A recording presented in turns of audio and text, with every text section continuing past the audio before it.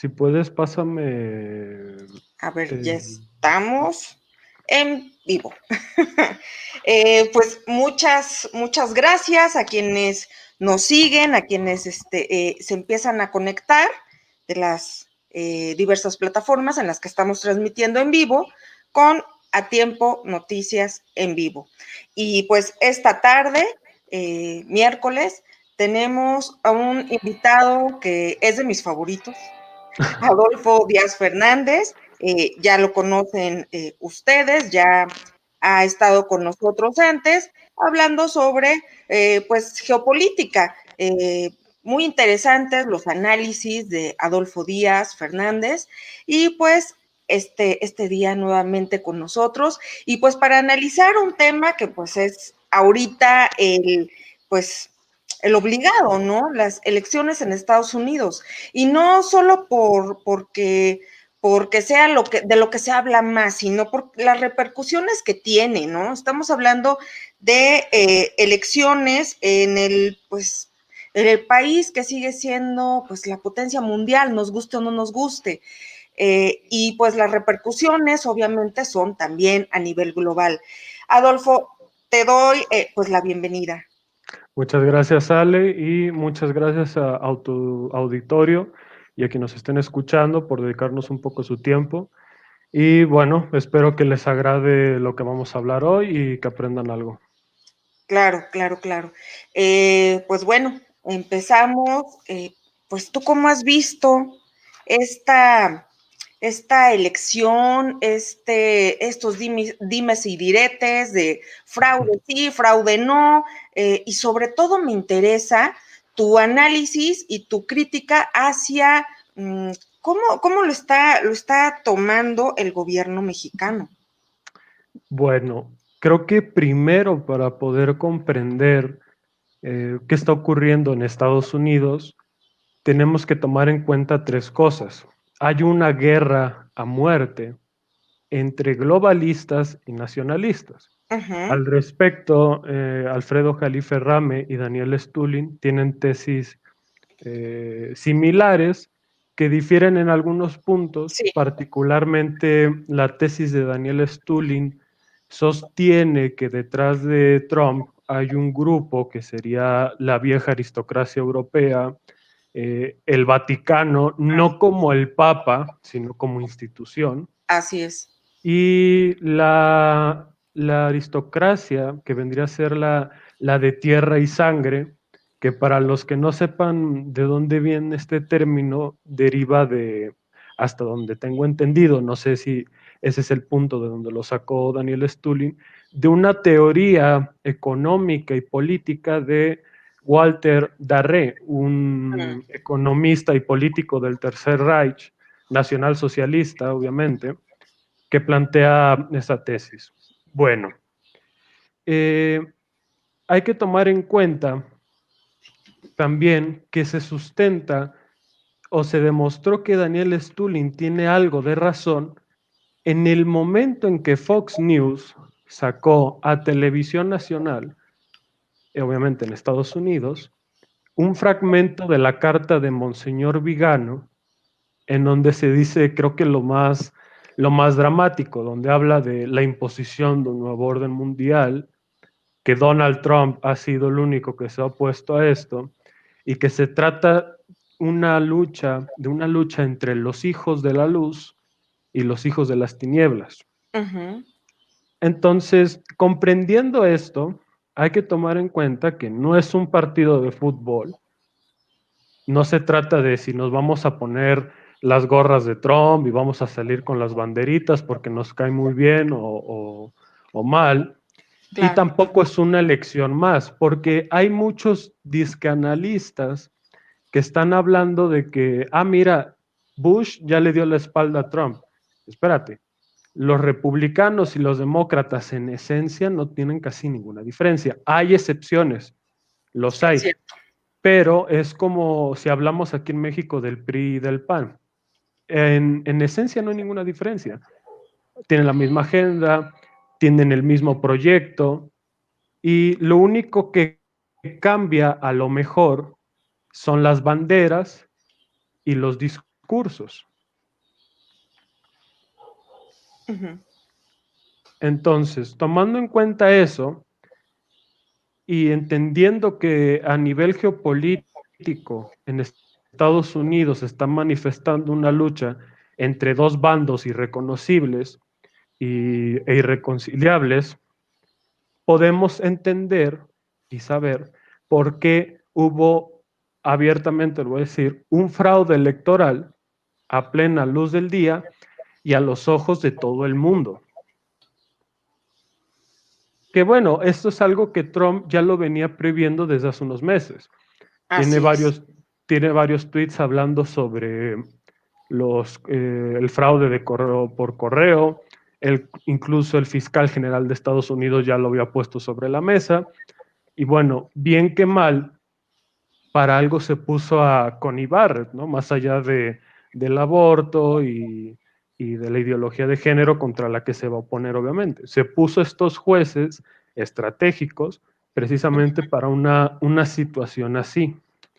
Y que Y bueno, como, también ya lo venían adelantando incluso pues los contrincantes, ¿no? Yo sí, hace un rato te compartí un video de Bernie Sanders que pues en una entrevista en vivo de hace ya algunas semanas, él detalla tan específicamente lo que iba a pasar, lo que estamos hoy viendo.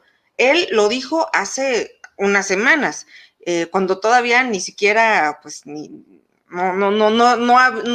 era todavía el tiempo de la elección. Entonces, yo creo que los dos bandos ya sabían a qué se atenían, ya sabían lo que iba a pasar, ¿no? De alguna forma.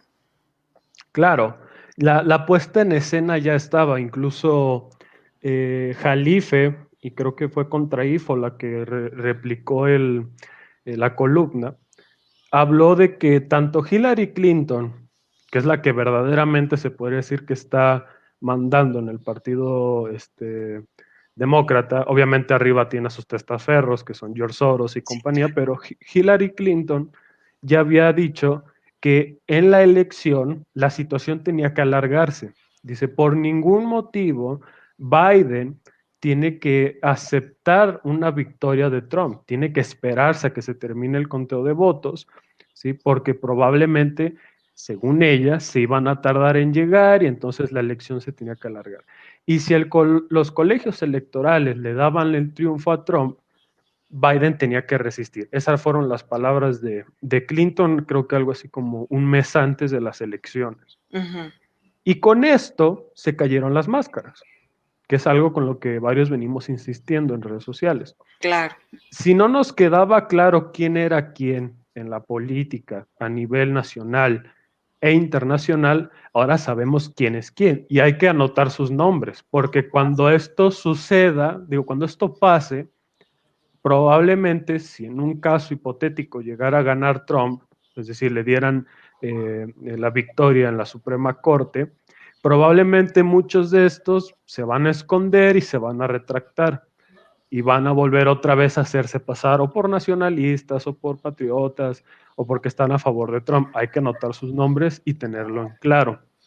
Y bueno, es un fraude electoral, pero es también un golpe de estado mediático, porque no hay resultados oficiales. Hasta el 14 de diciembre, si no me equivoco, se va a decir quién va a ser el próximo presidente de los Estados Unidos. Sin embargo, para CNN, ¿no? Y la BBC y para los más media, ¿no? Los medios masivos de desinformación, Biden es el presidente electo. Es su presidente electo, ¿no? Biden es el presidente electo de la CNN. No, y sabes qué, ya hasta están prácticamente asusando a, pues bueno, en este caso al presidente Andrés Manuel López Sí, Obrador, ¿no? Para que de una vez ya diga que pues felicita al supuesto presidente virtual, o no sé ya cómo decirle a este señor, ¿no? Cuando todavía el proceso pues está empezando, ¿no? Legalmente, apenas está empezando, es obvio que se va a definir en tribunales y pues quién sabe cuánto tiempo se lleve. por más que les duela a algunos, también supuestos analistas que hacen más bien análisis desde la banqueta, ¿no? Que López Obrador no reconozca a Biden, la actitud de López Obrador, en este caso lo tenemos que decir, ha sido prudente y paciente, tomando en cuenta de dónde viene, ¿no? Que es de la vieja clase política del PRI, y que sufrió por lo menos 2 fraudes. Él sabe perfectamente cómo opera un fraude, cómo se lleva este proceso y cuánto tiempo puede tardar. Entonces, López Obrador, aunque a algunos les moleste que lo diga, no es ningún tonto, ¿no? Claro. Entonces, hizo bien su jugada en este caso. De hecho, acabo de publicar en Twitter una nota muy interesante de que al parecer Marta Bárcena, la embajadora de México en Estados Unidos, quiso hacer como de mediadora entre el equipo de Biden y López Obrador para concretar una llamada entre los dos. Y López Obrador les dijo que no. Así Entonces, es. bueno, ahí te hablo un poco de lo que está sucediendo. Pero en este punto de el golpe de estado mediático contra Trump, hay algo que a mí particularmente me asustó y fue esta histórica interrupción en vivo Sí. del presidente de los Estados Unidos, donde los medios de comunicación tomaron bando en una contienda electoral y dijeron, Trump está diciendo mentiras, está propalando fake news, entonces lo vamos a interrumpir. Y esto también pasó en Fox News que se supone, está alineada a Trump, ¿no? Que es lo que se dice, también dio por ganador a Biden. Se ha ido retractando y cambió un poco el discurso, pero también lo tiene como presidente electo. Y esto sucede, ¿sí? Porque solo 4 personas o grupos controlan en realidad los medios masivos de comunicación en Estados Unidos. Antes eran 5, pero recordemos que Disney compró recientemente Fox. Entonces, eso te puede explicar por qué de repente Fox cambió su discurso al respecto de Trump. No totalmente, pero sí la ha venido bajando a su cercanía con Trump. Entonces, de la mano de esta interrupción en vivo, de este golpe de estado mediático, hay una censura masiva en las redes sociales. A mí me dio mucha risa, pero es de miedo, que Luis Medina, al que le mando un saludo, Sí, le mandamos muchos saludos a Luis. se puso a compartir noticias en mensajes clave Sí, con notas de salud y con notas de recetas. de recetas. Entonces, te recuerdo un poco a las distopías que se planteaban hace ya un siglo de una dictadura, de la típica dictadura disque populista que plantean en Hollywood y demás. Ya nomás faltan los altavoces en las calles. Entonces, estamos ante una privatización de la censura, porque antes era el gobierno el que te censuraba, te decía, tú no puedes hablar de esto, y se acabó. Y pues Es cierto. entendías, como periodista, como político, entendías que no podías hablar de ciertas cosas. Y ahora, con una máscara de buena onda y de libertad de expresión, la oligarquía, que es dueño de las redes sociales, que es dueño de prácticamente todos los medios de difusión, nos está censurando a todos. Dices ciertas palabras, hablas de ciertos temas y de cierta manera te van a censurar. Y ya no es un gobierno, sino que, bueno, se puede decir que es un gobierno tras las sombras, ¿no? Como lo describe Adrián Salvucci, un gobierno mundial privado, Privado. donde ya no hay un presidente, sino hay un CEO que escoge un grupo de inversores como una empresa. Y bueno, ante esta situación que ocurre en Estados Unidos, hay que tomar en cuenta antecedentes históricos y preguntarnos si se puede repetir la historia en algunos casos. El primer antecedente histórico que tenemos es el de 1860, en la elección en donde participaron 4 candidatos, pero solo contaron 2, Lincoln y Brick Wright. Ay, disculpen mi inglés, no, no lo pronuncio bien. Pero bueno, en esta elección, obviamente Lincoln ganó por una abrumadora mayoría, pero su contrincante era el representante del Partido Demócrata del Sur. Ujú. Entonces, ante ciertas irregularidades y alegatos de fraude, el Sur, lo que después se convirtió en la Confederación, no reconoció el triunfo de Lincoln y bueno, esto más temprano que tarde derivó en la guerra civil. Aquí hay que hacer una explicación breve. Mucha gente cree que la guerra civil de Estados Unidos se dio simplemente para liberar a los esclavos negros. Ujú. Sin embargo, en realidad, y tal y como lo explica y lo demuestra Marcelo Gullo en su serie de libros sobre la insubordinación fundante, se dio para asegurar el proteccionismo, la industrialización y la soberanía de los Estados Unidos.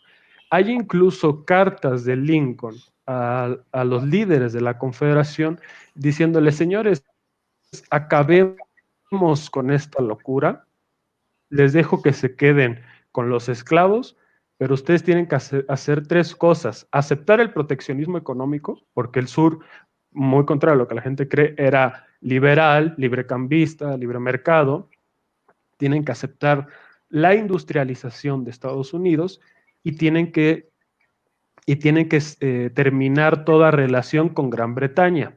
Gran Bretaña era el gran mecenas, por decirlo de cierta forma, de la Confederación. Era la que le convenía la guerra civil en Estados Unidos. De hecho, en un momento dado, debido a cierta jugada que hicieron con el algodón los confederados, se planteó la posibilidad de que Gran Bretaña, como Francia, intervinieran en el conflicto civil, ¿no? Que es en parte la razón por la que después Francia y Gran Bretaña, un momento España, pero España se retira, plantean intervenir en México, ¿no?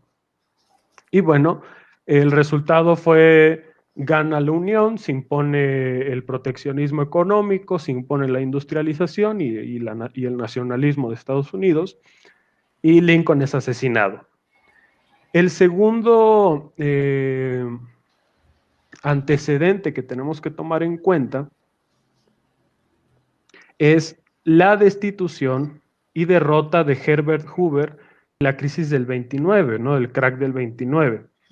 Al respecto, Salvador Borrego escribe que si bien Hoover no se opuso a la masonería y a sus planes, tampoco les dio fuerza y les permitió continuar, razón por la que después lo terminaron tumbando. La oligarquía financiera internacional provocó la quiebra de Estados Unidos para desprestigiar al nacionalismo que representaba en ese momento Hoover y propiciar el ascenso de Roosevelt. Entre otras cosas, porque era necesario salvar a la Unión Soviética. Era necesario apoyarla para que pudiera levantarse, porque de otra forma no se hubiera podido dar la victoria del 45 que derivó en la globalización, básicamente. Hoy habría que preguntarnos, esa potencia roja, esa potencia comunista que está en ascenso y que hay un grupo en Estados Unidos que está interesada en hacer que se levante y que siga haciéndose más fuerte, ¿será China?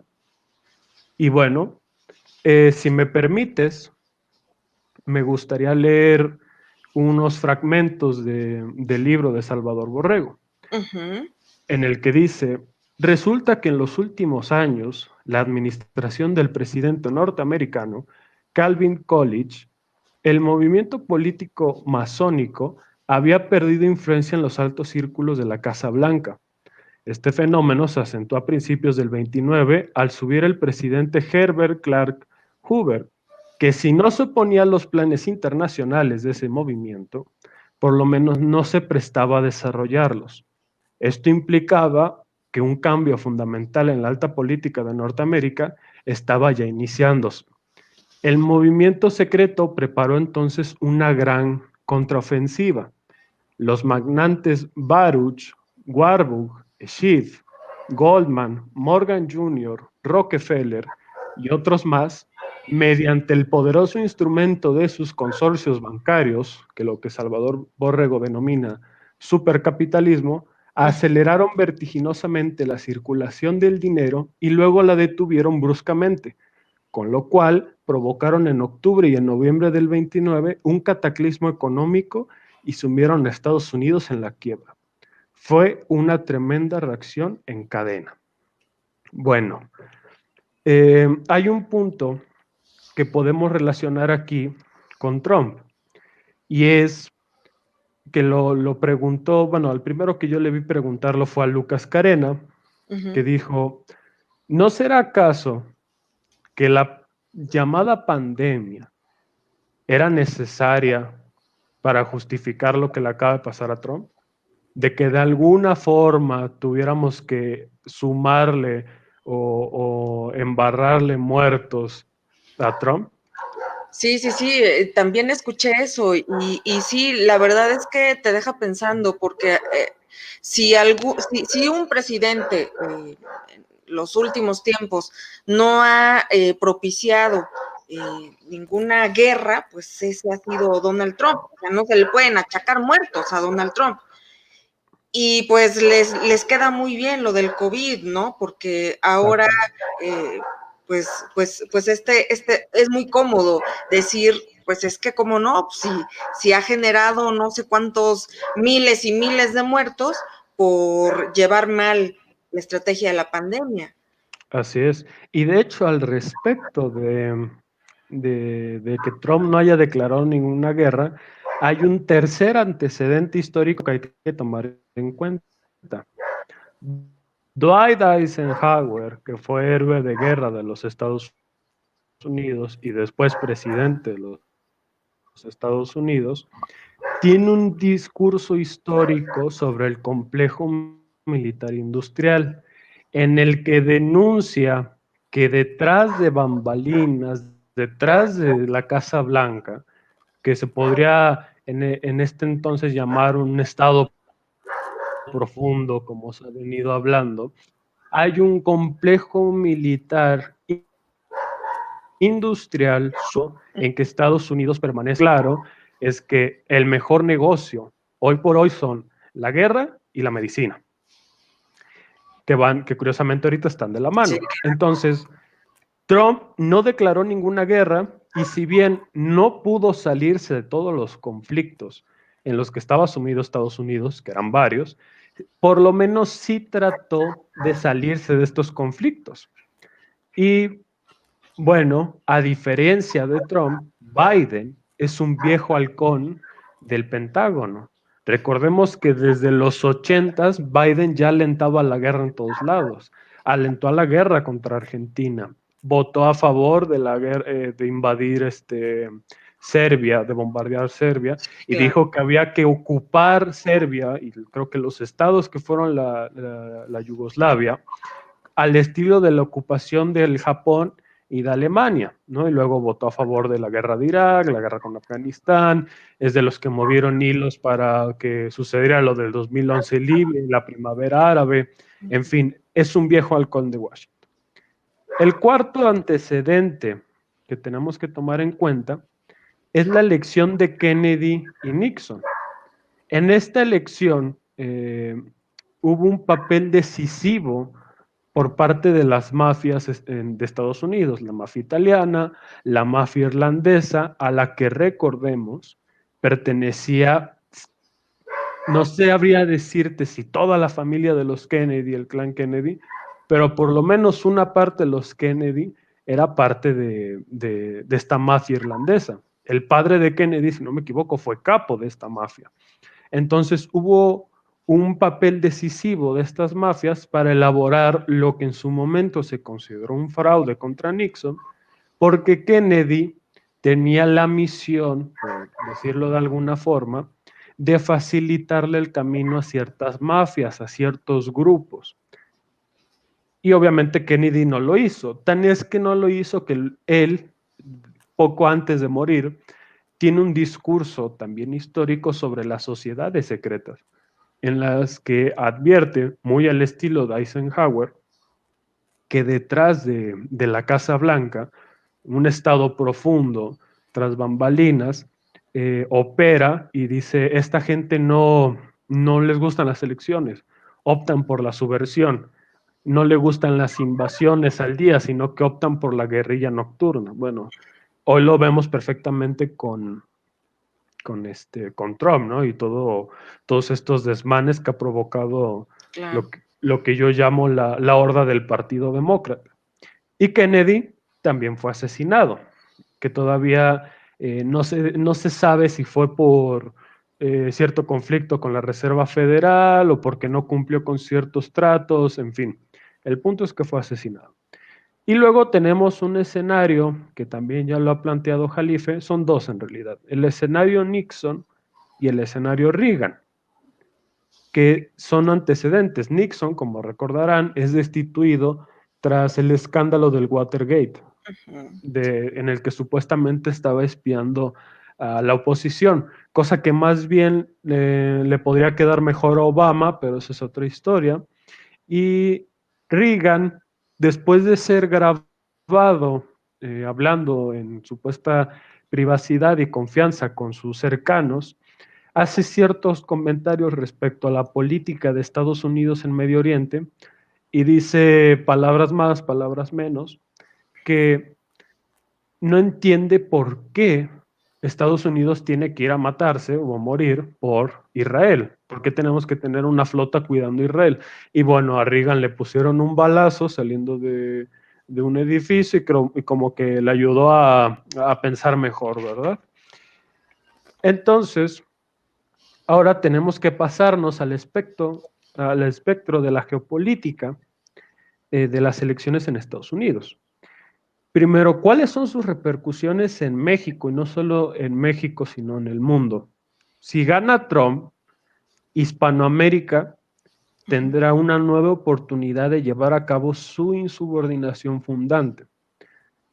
¿Por qué? Porque Trump está a favor del proteccionismo económico, está a favor del nacionalismo económico y lo que se puede denominar un nacionalismo cultural y político. Y además se va a enfrascar en una batalla probablemente a muerte contra China.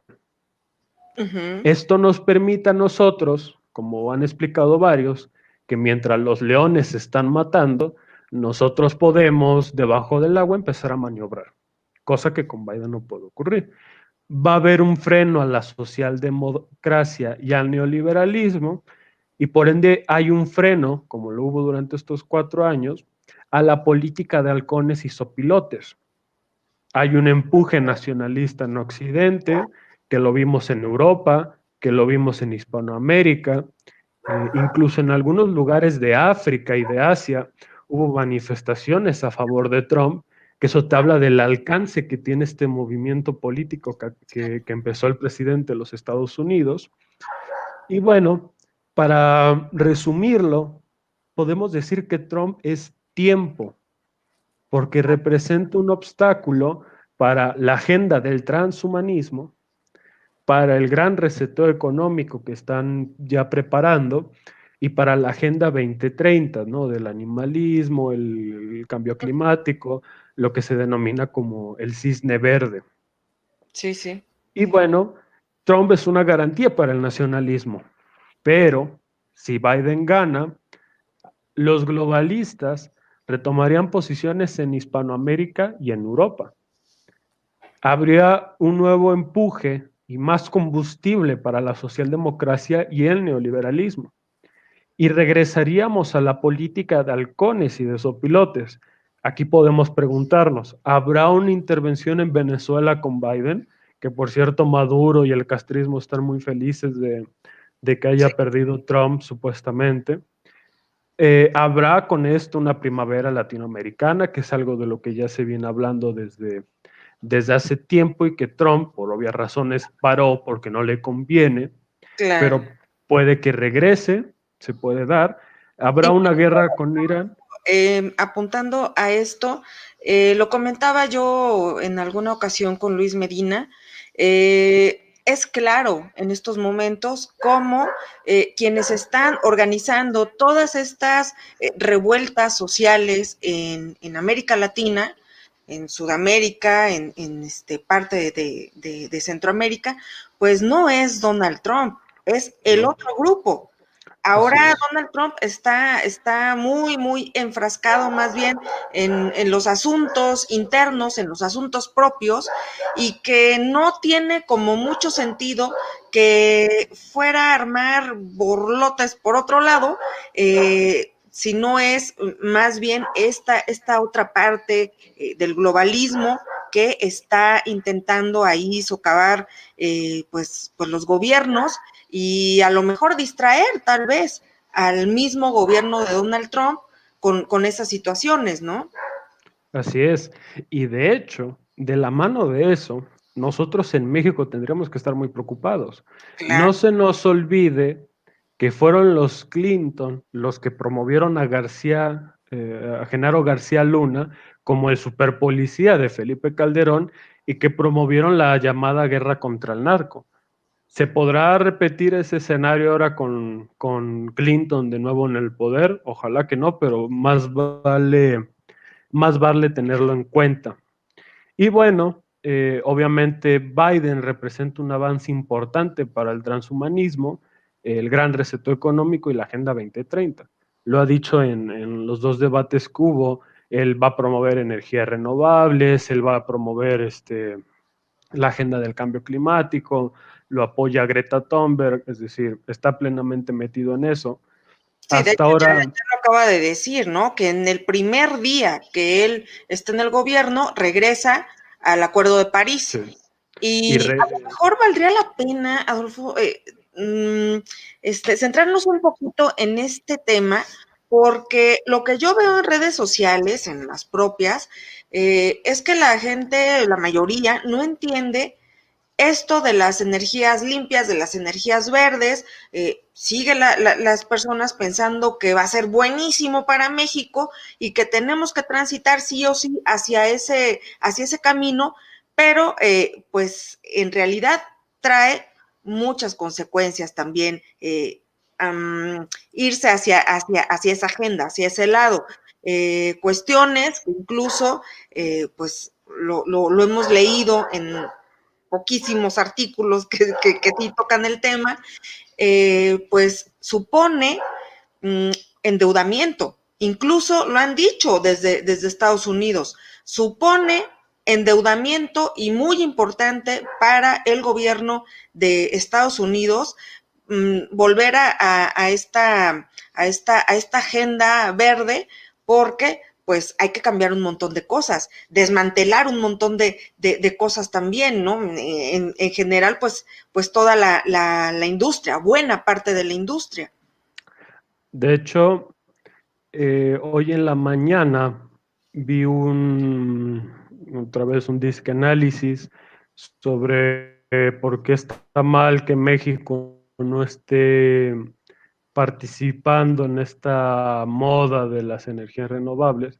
Y yo le dije a la persona que hizo ese análisis, bueno, se te olvida que China, Europa, Estados Unidos y la India, que se supone son los que están ahorita al frente de todo de esta moda, son países que están industrializados.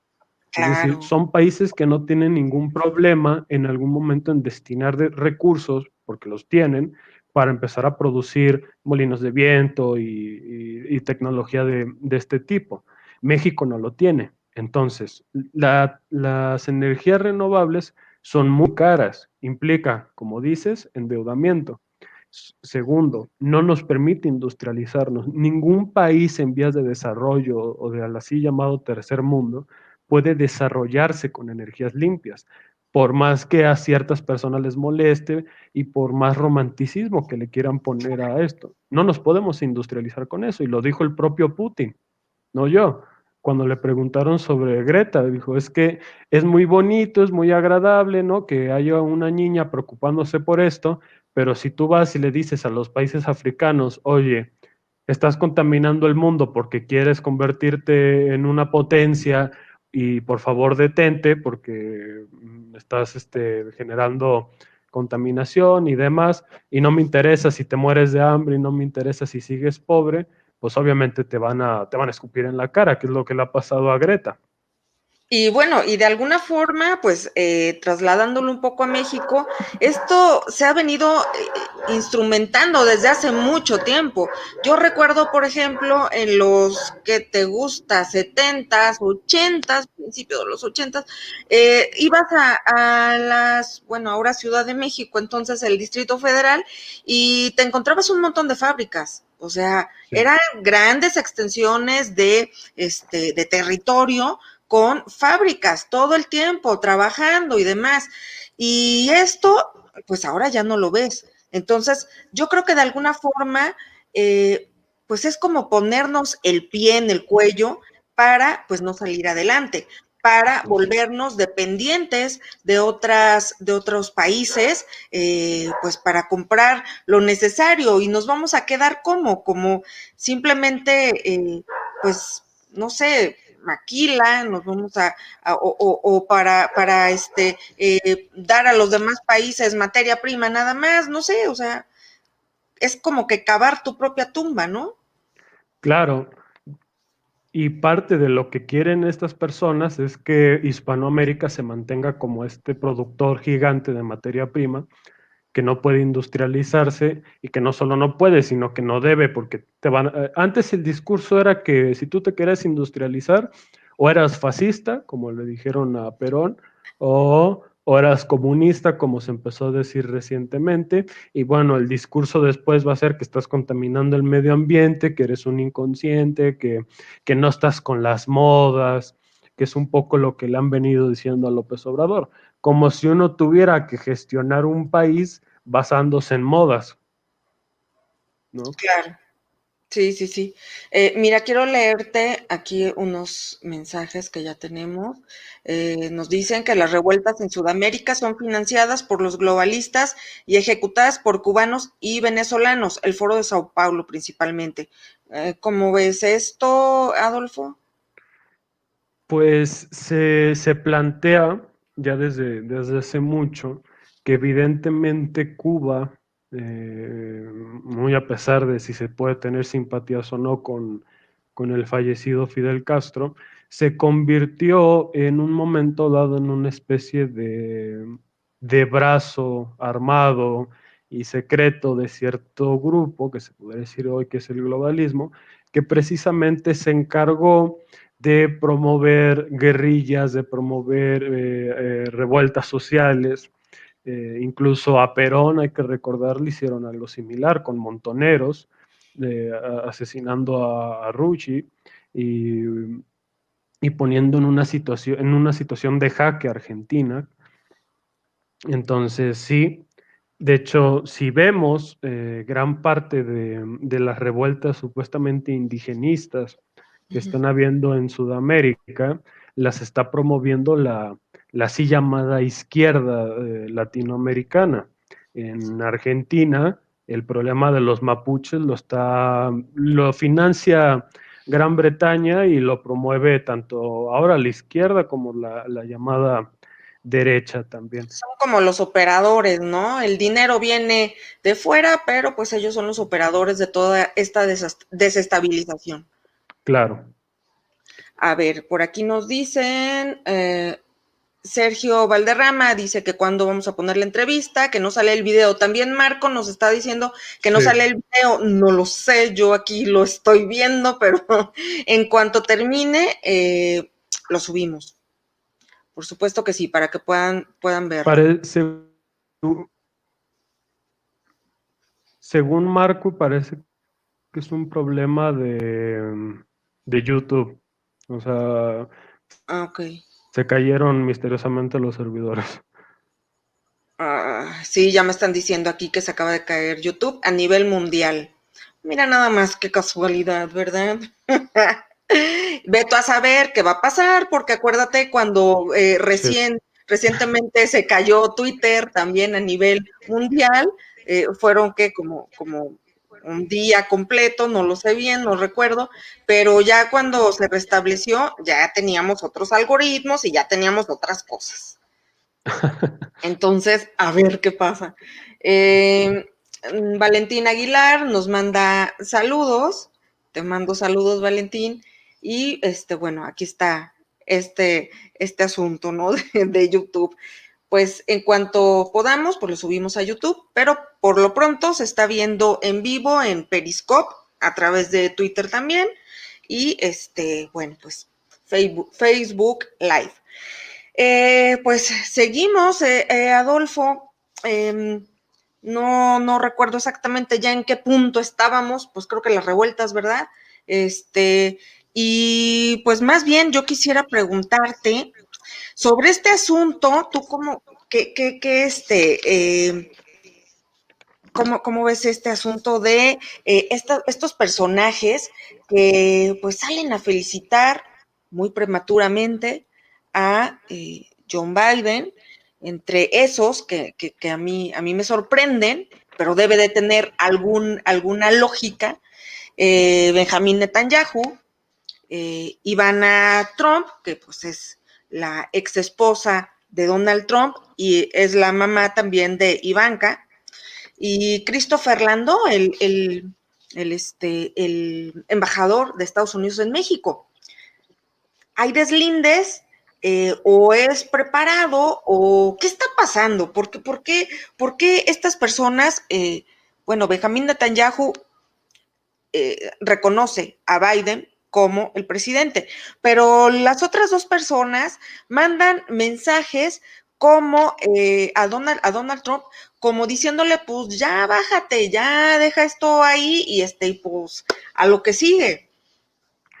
Bueno, primero, para los felicitadores prematuros, como bien los llamaste tú y como bien los llamó Beatriz, voy a nombrar algunas cosas. Primero, Rusia no reconoce a Biden. Tan es así que Dugin, Alexander Dugin, que es considerado uno de los filósofos y estrategas de Putin, publicó en su cuenta de Facebook, si no me equivoco, que Rusia tenía que reconocer a Trump como ganador legítimo de las elecciones. Y esto puede plantear que del caso de ganar Trump se dé un acercamiento muy interesante entre Estados Unidos y Rusia. La Ajá. República Popular de China, que apoya a Biden, tampoco reconoce a Biden. De hecho, el yuan se recuperó, tuvo su mejor momento en 2 años. Y bueno, hay que recordar que hay una relación corrupta y muy turbia entre el Partido Comunista de China y Hunter Biden, ¿no? Con la Claro. laptop de la muerte. Brasil no reconoce a Biden y Bolsonaro se le puso el brinco a Biden. Lo retó respecto al tema del Amazonas. México tampoco reconoce a Biden. De hecho, AMLO se mantiene firme en su postura, muy a pesar de las presiones de los medios de comunicación, los hijos putativos de la globalización y la así llamada clase intelectual mexicana, que están desesperados porque AMLO reconozca a Biden. Y es que, como dijimos, las máscaras se cayeron. Estamos viendo quién es quién.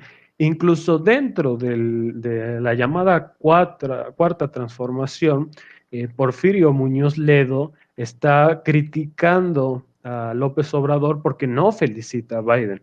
No tiene por qué felicitarlo si el resultado todavía no es oficial. Claro.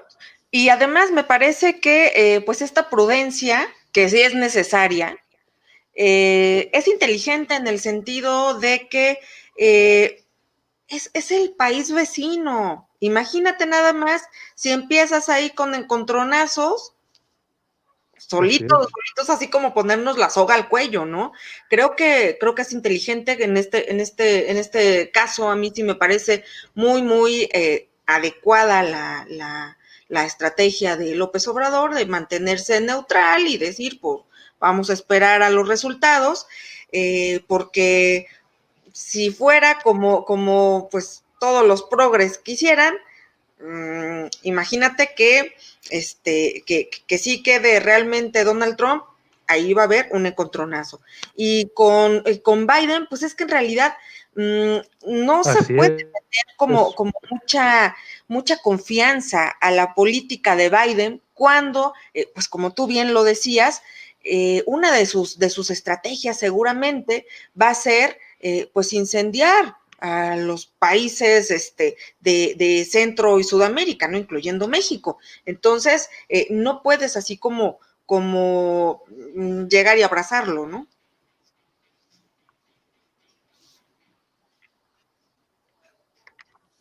eh, que Trump, dentro de, si se quiere, los defectos que tiene, pues él lo ha aceptado, tiende a ser vengativo, ¿no? Hay un video de él en donde desconozco qué gobernador en un evento se quiso acercar a tomarse una foto con Trump y Trump le dijo, sí, acércate, tómate la foto, a pesar de que no me apoyaste. Y otra mujer que estaba ahí le dice, él no está perdonado. Y Trump contesta así en voz baja, yo nunca perdono. Entonces, Bueno, bueno, hay que tener en cuenta eso. Y al respecto, también habría que preguntarnos, porque veo a muchos López Obradoristas decir que no nos preocupemos, que Biden y López Obrador se van a entender bien. Yo preguntaría, ¿de verdad se puede plantear ese escenario?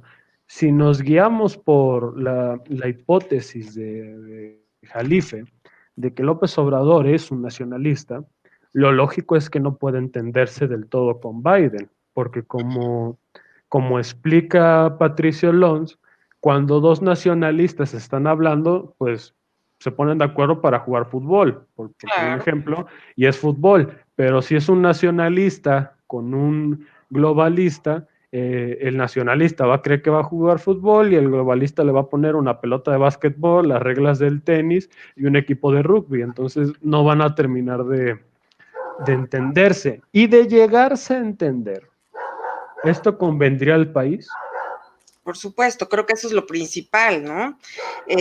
Obviamente, como tú lo dijiste, dentro del mismo Morena hay pues mucha gente que sigue esta agenda progresista, que es la misma de Biden, pero pues sí, hay que ver, no por el hecho de seguir la misma agenda quiere decir que forzosamente te van a tratar bien o que estás al nivel, ¿verdad? De un Estados Unidos. Vamos, eso yo creo que de pronto se pierde un poco de vista.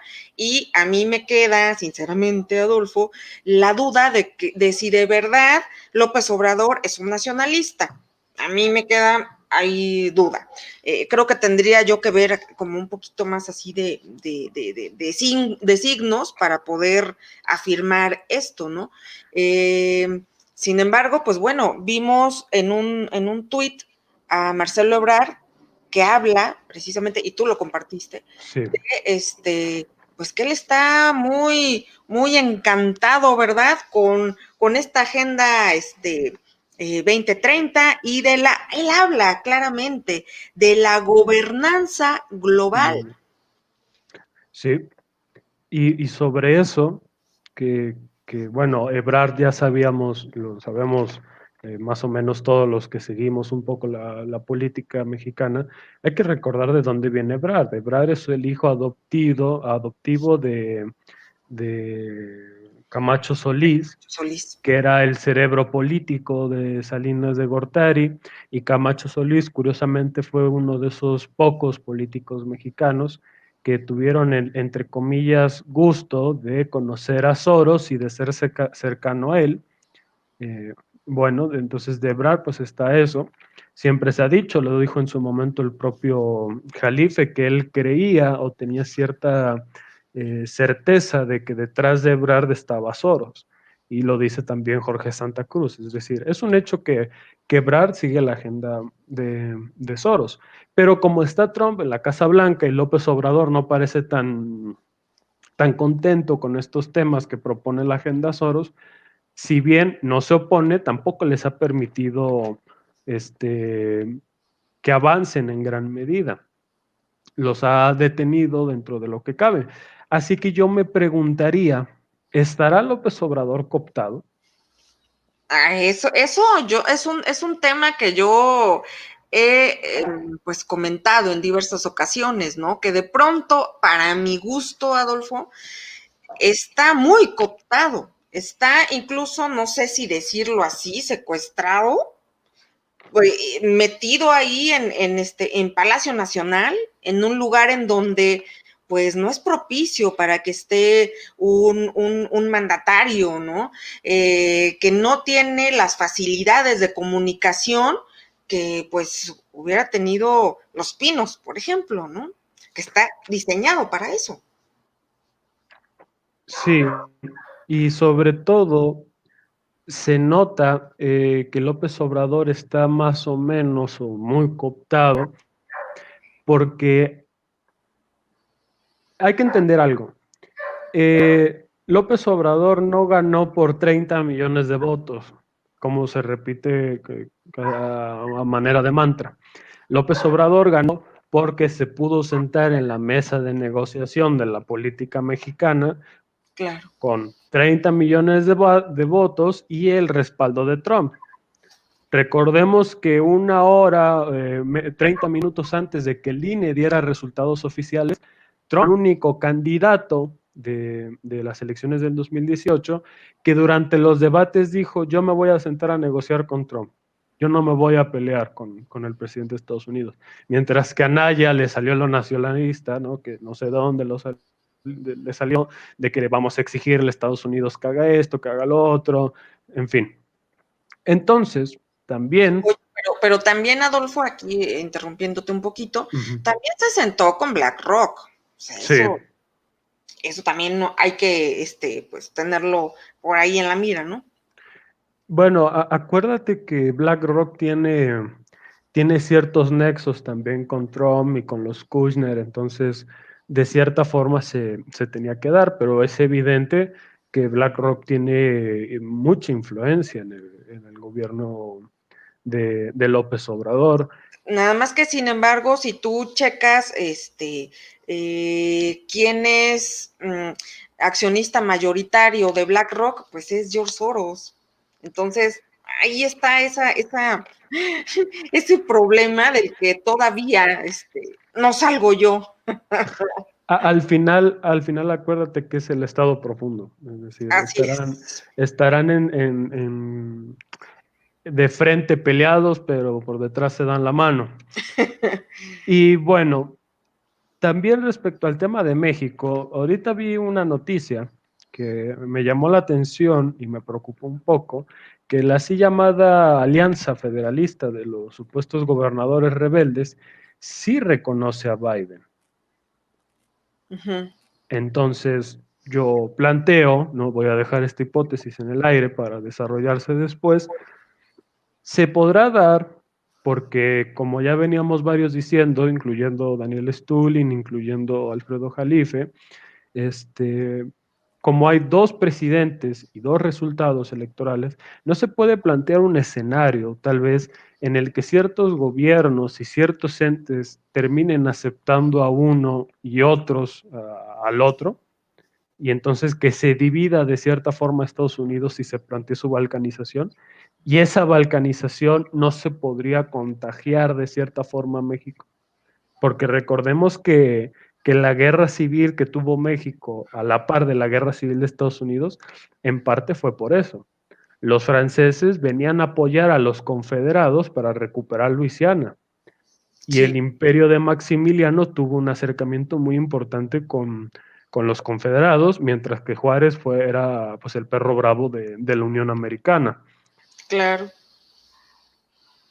Y bueno, ahora sí, volviendo al tema de Netanyahu, que fue, creo que para sorpresa de muchos, Salvucci, lo escuché hoy, dice que como tal no reconoció a Biden, sino que simplemente lo felicitó.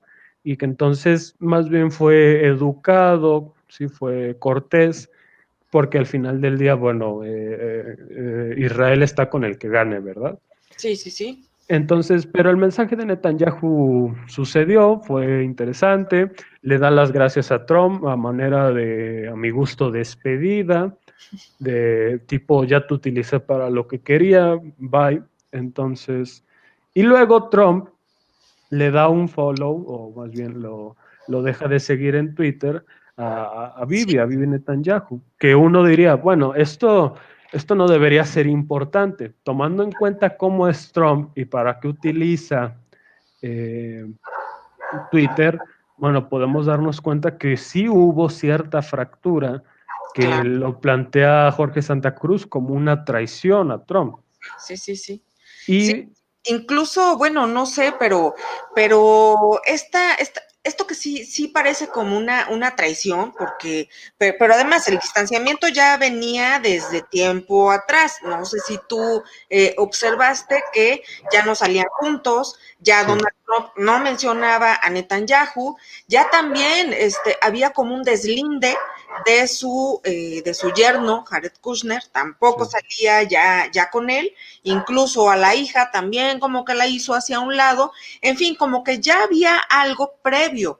Y no sé, Adolfo, salvo tu mejor opinión, pero pareciera como si a final de cuentas Trump no respondió a los intereses de Israel como Netanyahu pensaba. No hizo guerras en Medio Oriente como se suponía, y bueno, no sé si esto es parte de esa ruptura.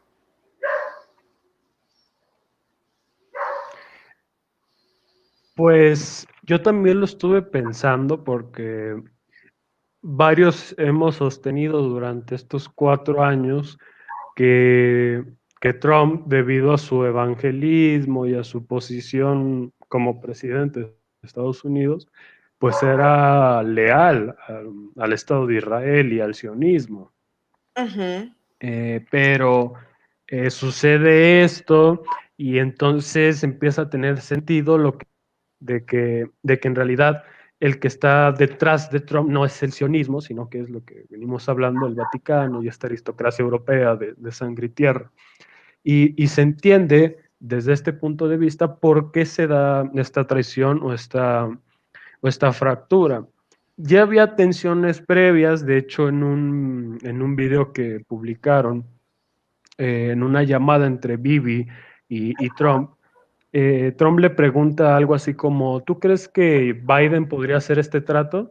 Y Netanyahu le contesta así como muy dubitativo y le dice, bueno, presidente, yo estoy con cualquiera que garantice la paz y el apoyo para Israel, y cambia de totalmente la expresión facial de Trump, de que obviamente no le gustó el Por comentario. supuesto.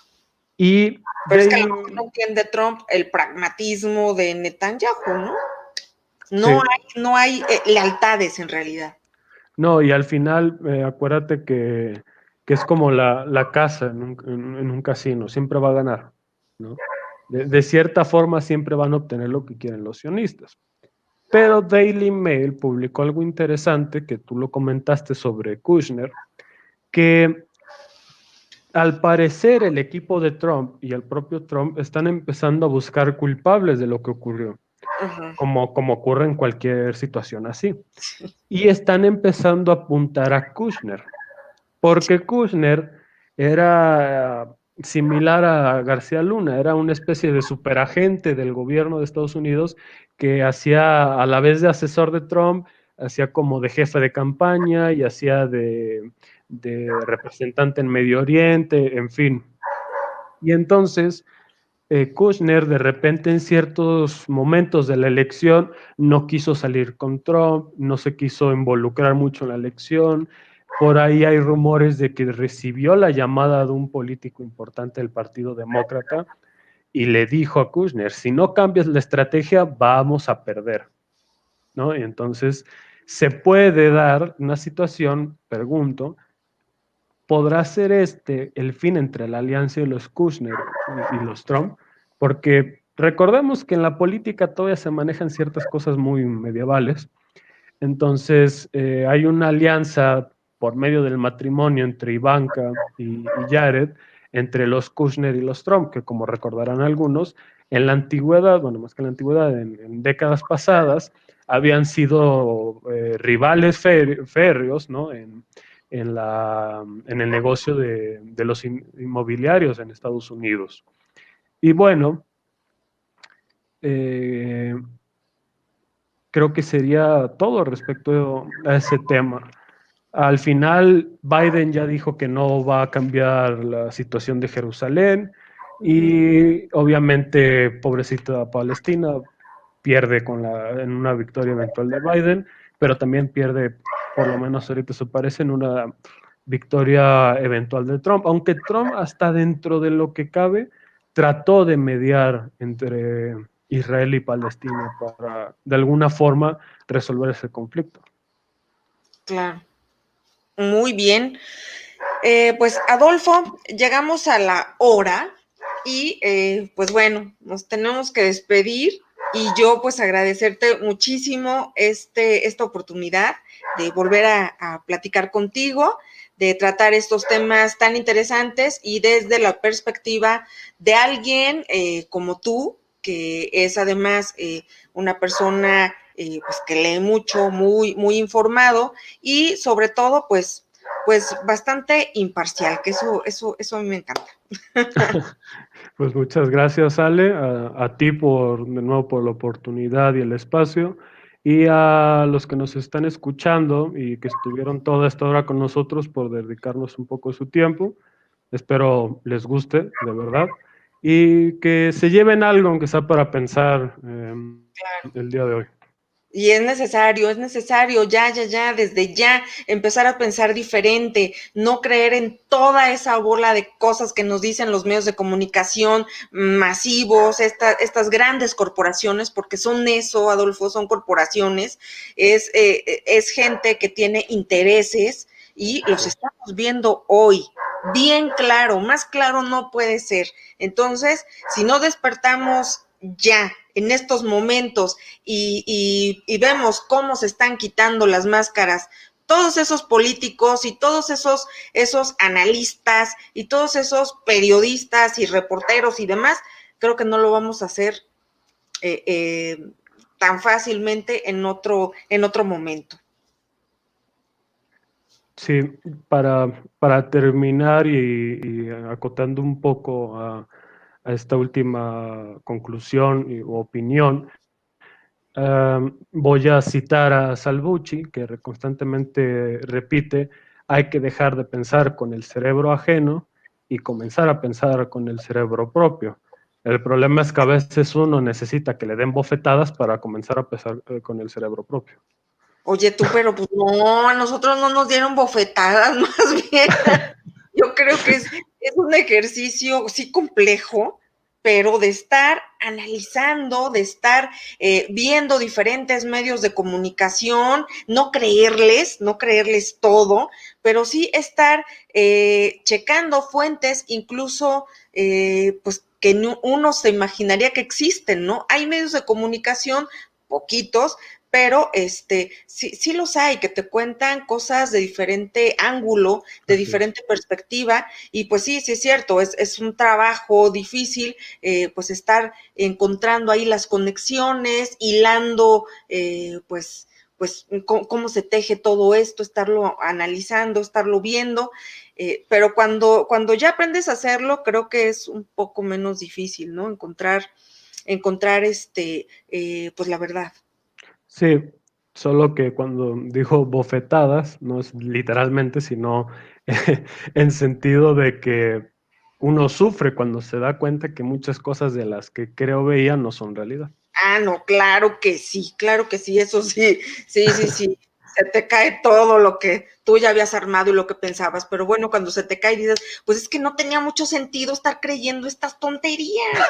Entonces, ya, empiezas a pensar distinto. Así es. Adolfo, te agradezco muchísimo que hayas aceptado esta invitación y pues a las personas que nos hicieron favor de seguirnos, de vernos, de estar con nosotros esta hora, también les agradecemos muchísimo. Y bueno, pues no queda más que despedirnos. Muchas gracias, Adolfo, y espero pues vernos muy pronto. Ojalá que sí. Gracias y pues nada, Muchas gracias a la gente que sigue a tiempo. Pueden encontrar pues información en www.atiempo.mx y pues en nuestras redes sociales también ahí estamos. Muchas gracias. Buenas noches.